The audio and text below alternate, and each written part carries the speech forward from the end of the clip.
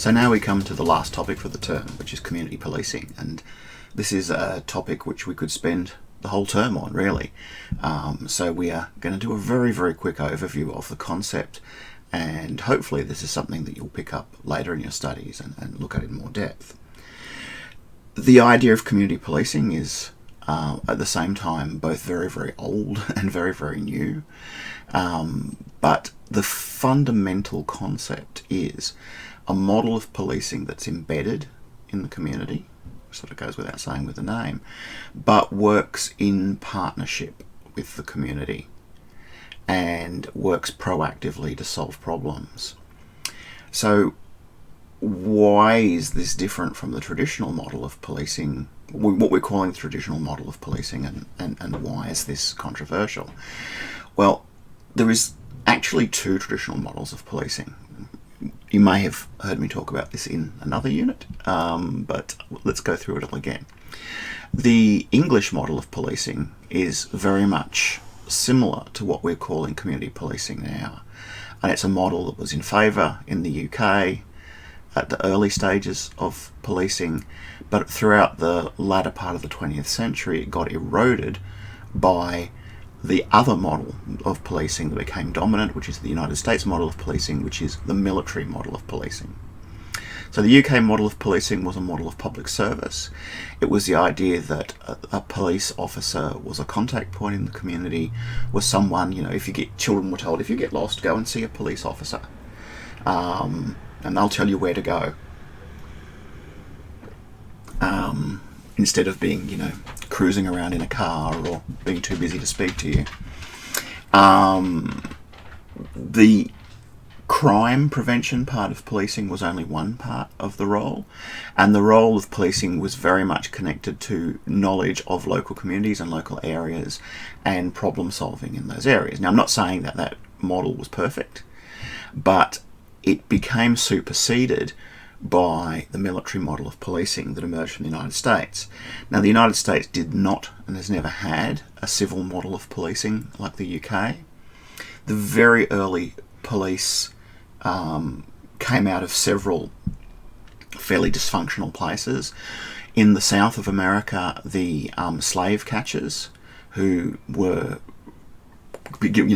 lost their jobs with the abolition of slavery, very quickly became employed as police, and of course continued very much the same sort of practices they did as slave catchers.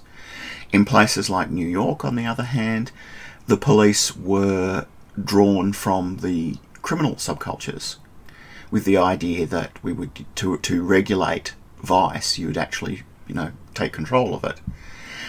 The real transition point for America was the policing of the Philippines, which were a conquered territory of the US government, and there was a seen, at least by the government, as a very successful urban civic pacification program by using of the military model in the Philippines police, run by the American police. And this was this idea of using force to suppress a population. This was imported into the American policing system in the 20th century, and which was and always has struggled. As I said, we had the racist slave catchers in the south, and in the north we had police that had a lot more in common with the criminal organisations than the British police. And this is a matter of public record. This is not conspiracy theories by any means. There is public histories and several really good books written about this. So what the Americans sought to do was transform policing into this military model of seeing a crisis, sending in armed forces, and using the armed forces to quell the problems. And this is the transformation that we see today to the modern model of policing that's been exported around the world. Now, was it successful? Well, no. People were very much not happy about having armed soldiers dressed in police uniforms crashing into their community and grabbing people and locking them up. What made it successful was a series of strategic partnerships with Hollywood.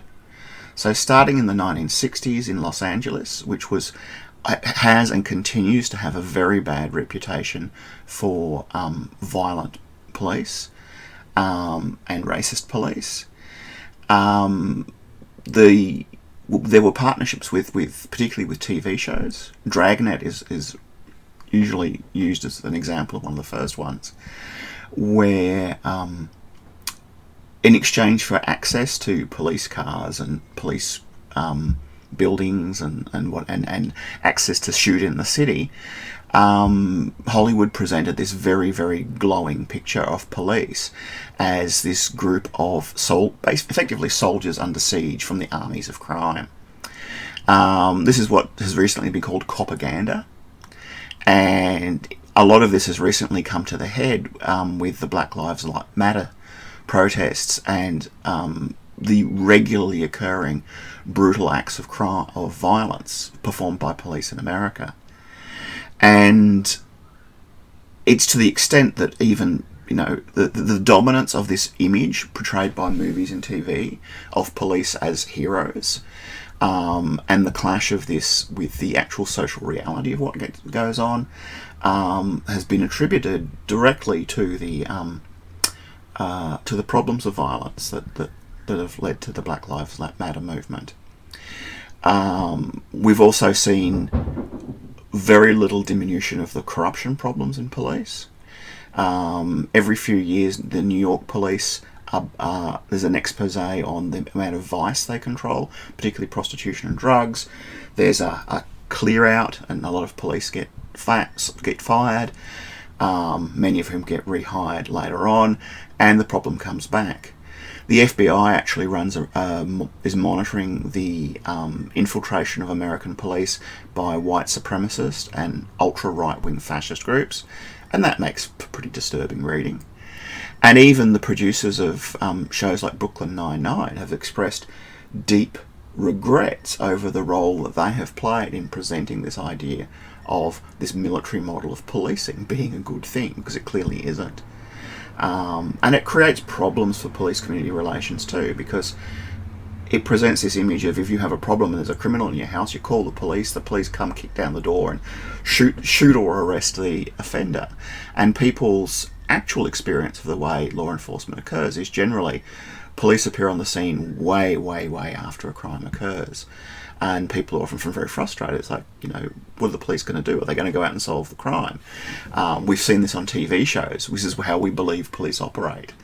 And of course, it's not the way it works in actuality. It's not even like forensics are all that useful. In actuality, the majority of policing is done through informants, through criminal informants, dobbing in other offenders. So we've got this real problem with this unsustainable model of policing. It's very, very popular because there's a lot of social power tied in with this approach. So police organisations have become in the US, have become very much tied into elections and the political process. So there's this deal that goes on with police funding, where law and order mayors or governors or whatever run on this strong policing platform, supported by the police unions and police representatives, in exchange for massive amounts of police funding. Now, that wouldn't be so bad if the police funding actually went to training and paying police officers, but it tends to go into things like, LA has their police in schools program has a tank in a school. Why do they have a tank? Well, they've got all this money that was lying around. They might as well buy a tank. They can afford a tank. And buying more and more armaments for police. So the police are, I think LA, it's like a third of the city budget is police. But this is not being spent on hiring more police, training better police, paying police better so that they're not more tempted to be corrupt. It is paid on the organisation. It's paid on buying basically military-style toys. Now, that's had a negative impact around the world, where the police services, particularly the UK police service, have really struggled to maintain any grip on the old vision of police as community service. And they've been forced by the dominance of American media to respond to this idea of military policing. Australia's always been a bit ambivalent because as a colony we always had a kind of a military, we had troopers involved in policing, so we always had a kind of a military background there. So we didn't, again, necessarily get as much of the foundation of the Robert Peel idea of policing as in the UK. But as with everywhere else, we've got this idea of heavily armed police being the source of legitimised violence in the community, being the way to solve problems. Okay, so where does community policing come from? I wanted to establish there that there's this background of this very destructive idea of military policing that this responds to. And all the while we see it presented as as a new set of initiatives, a new set of innovations, this new practice that's, this great idea. And as a result, it has a lot of difficulty getting a toehold. Again, it's struggling against your old-fashioned propaganda. It's struggling against this idea that we need these roving gangs of violent police who come in and save everyone from the criminals, in total opposition to the fact that this doesn't happen. When people get murdered, they get murdered. If they ring 000, it's going to be an hour or two before the police get there. You're going to be murdered by the time that happens. So pushes for community policing have had a few fronts. One is just to reintroduce police back into the community, and to have police know their areas, know the districts, and know people in there. That's difficult when you have a society that becomes more and more spread out. So that can be more effective, and it's been some great initiatives in Canada where you have inner city policing, and you have a limited beat for the police, and they have a lot of connection to the community members. So that's one aspect. Unfortunately, particularly in Australia, a lot of the community policing initiatives we see are more in the marketing and promotions idea, that the community will regain more faith in the police if the police go to school fetes, and kids can ride on the police car or whatever, and that's seen as community outreach, where it's pretty insubstantial, and has been rocked with scandals. In Queensland, for instance, Constable Dave Moore was a very active pedophile in the Queensland Police in the early 80s, I want to say, and he used his position as police schools liaison to get access to victims. So that's not going to help your police community relations. And overall, apart from isolated incidents like that, the other problem you have with this approach is that it's completely surface. You put on a blue light disco for the kids, great, the kids might not be so afraid of police, but it's really not getting involved in the community in any substantial way. The other the next issue is the idea of problem-solving policing, and this, to us does seem like rather strange. Why is problem solving so controversial? And this gets down to the difference between reactive and proactive models. So the original Peel model of policing was very proactive. It was find out where the problems are. If there's a whole lot of pickpocketing happening in an area, we'll find out who the pickpocket gangs are. Find out it is Victorian England, so this is if we're thinking Oliver Twist. But find out who's running the pickpocket gangs, who's fencing all those stolen watches and so on, and actually get involved with the community and talk to people and get them to help you out in finding out that problem. This was replaced by the reactive model under the military model, which was wait until there's some kind of crisis, then come out with, guns loaded and sirens blazing, as very much promoted and endorsed by your TV shows and your movies. In some ways it's similar to the way the fire departments operate, because fire departments tend to be more reactive, but even fire departments are holding, help encouraging people to check their smoke detectors and are actually involved more in the community. Places where a proactive model has been used, there was the POP model in the UK, and this is something that for those of you who are doing justice strategies and alliances, we're going to talk about in that unit. Problem-oriented policing, I think it was hugely successful, and it basically meant that a lot of power was devolved to, or a lot of attention was put to the experience of your patrol officers, and they had much more ability to feed information up the line to the senior administration in the police, so they could actually identify patterns and see what was going on. So it was introduced in the 90s, I believe. Extremely successful in reducing crime rates, extremely successful in improving police community relations and perceptions of police, extremely successful in increasing police well-being and sense of, feeling good about doing their job, which is really important and is not really often talked about. But it got canned. Why did it get canned?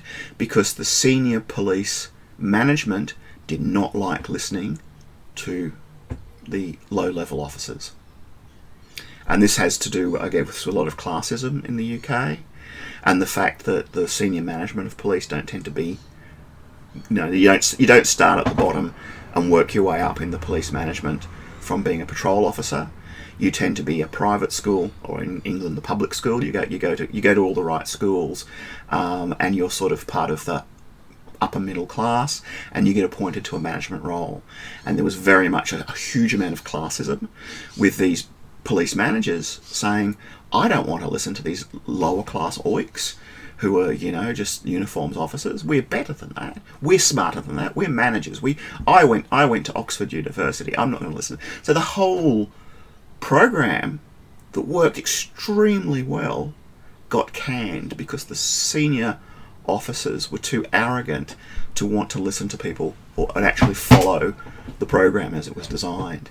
So the problems we've got are not just propaganda. It's not just pedophile cops and violent cops and Nazi cops and all those things.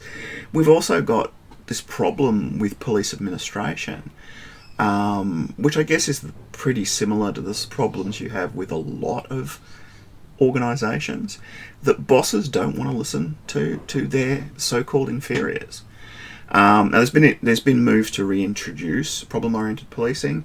It struggled because basically there's this perception that it failed, and it's because it got cancelled. And obviously it wouldn't have gotten cancelled if it hadn't been failing. Even though on every metric except for the bruised egos of Sir Snotley Worthington, every other metric it was very successful. But it means that there's this kind of idea out there that we tried that and it didn't work. So what does community policing mean? I know this has been a rapid journey through sort of 200 years of policing history, although 200 years isn't really long in the scheme of things. We tend to think of policing as being this very old, very traditional institution in society, but it's actually quite new. What we have is a lot of diverse programs and a lot of attempts from people who are they're well-intentioned and well-oriented in what they're doing. They see this need. We're seeing increasingly a breakdown in relations between police and the communities. And there's always been a problem with over-policed communities, with people in poor areas, with Indigenous people. Always been a problem with over-policing. But we're seeing that spread to sort of middle-class people. We're seeing it spread throughout society, where there's a lot of hostility towards the police. And personally, I haven't seen anyone really write about this, but personally I think having police do traffic offences is a really bad idea. I think in terms of giving people bad attitudes towards police, being pulled over for speeding, a DUI, or all those sorts of things, I think that should be a separate authority. And that's not going to be a nice job because everyone is going to hate the traffic authority, but it does tarnish the reputation of police, because people's association with police is being pulled over and breath tested, being pulled over rightly or wrongly for speeding, getting speeding tickets, and if they have been broken into, having the police turn up 2 days later and say nothing we can do, what do you expect us to do about it?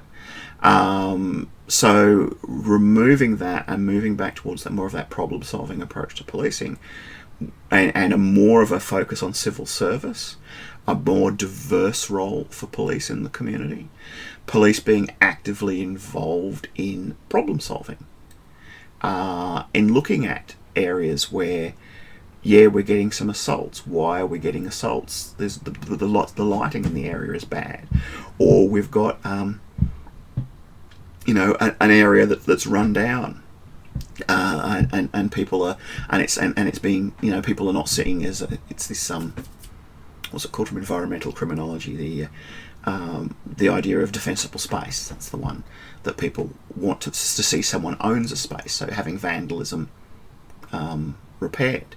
Police could have a role in reporting vandalism and making sure it gets repaired. So there's a lot of things police can do. A lot of areas where community policing, Canada, as I say, it's so Canadian, but there's a lot of areas in Canada where it's really turned around the relationships between police and community, where people actually trust the police again. But until we get over our preoccupation with American cop shows and with this problematic model of policing being this reactive thing that doesn't actually happen or is not and doesn't work in reality, it's going to be a really hard road to go. Massa, in the notes he's given me, talks about the koban, which are the tiny little police houses they have in Japan on the streets, and the police are actually then very much involved in getting to know people in the area.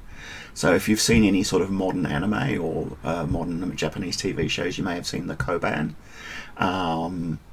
That's an example again of there are problems with that as well, but there are different parts of the world who are taking this idea of community policing seriously, but all the programs are isolated. They're not connected, and they're not connected with one of the very important factors, which is a view towards institutional transformation. And this is an ongoing problem on lots of levels with policing. The policing has an incredibly high attrition rate. So there's a lot of costs involved with training people, training people in Australia. In America, there's less training than to be a hairdresser, to be a police officer. But in Australia, we have a problem with the costs of training police, and they only stay on the job for a year or so, and they leave for various reasons. So there's a huge issue, and as I said at the start of this talk, this could be an entire subject. It could possibly be a whole minor in a degree, but it's something that when we're looking at justice and innovation, that's something that we need to take seriously and look into in more depth, in connection to all those restorative justice and therapeutic jurisprudence things that we've looked at through the term. Okay, so that's it for this term. I hope this has been useful to you. I hope this is interesting, and I hope this subject has given you an interest in community justice and an interest in innovation and the way innovation is supported or not supported, and it's something that you will pursue throughout the rest of your career and your life.